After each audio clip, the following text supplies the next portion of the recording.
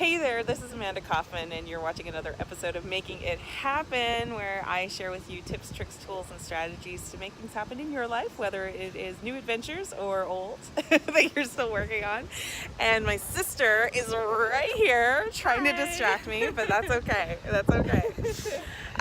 So we had a really interesting conversation over breakfast today, and it was how to deal with decision fatigue, because often we're torn between a lot of really great options for how we want to spend our time and what we want to do, and there are so many great options that we end up not doing anything, and in fact we can be pretty tired out by it.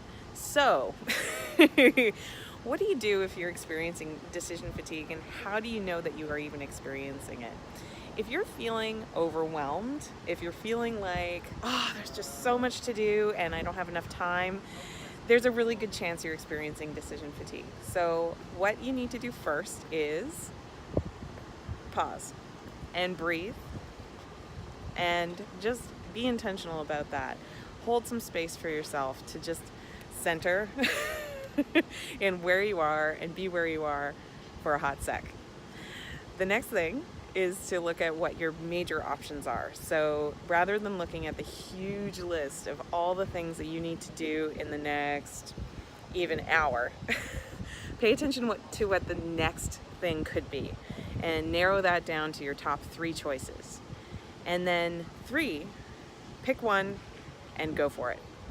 So the more decisive that you can be as a high performer, the better off you will be, because you're not going to be as concerned about how you're spending your time.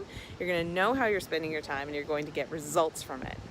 When we sit in decision fatigue for a long time, often it can, spin off into that overwhelmed space, but also into that place of, I can't decide. And now you're starting to tell stories to yourself about what's wrong with you for not making the decision, or you not making forward, or you not taking enough action.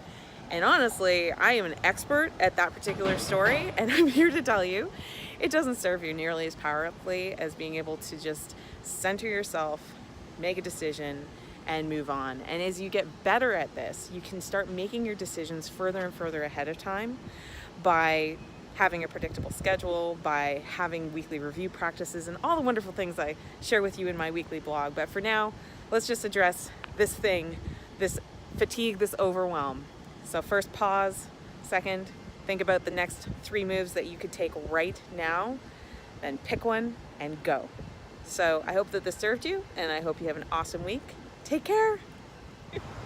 Hey, I'm back. I cut it off before I said, you know what?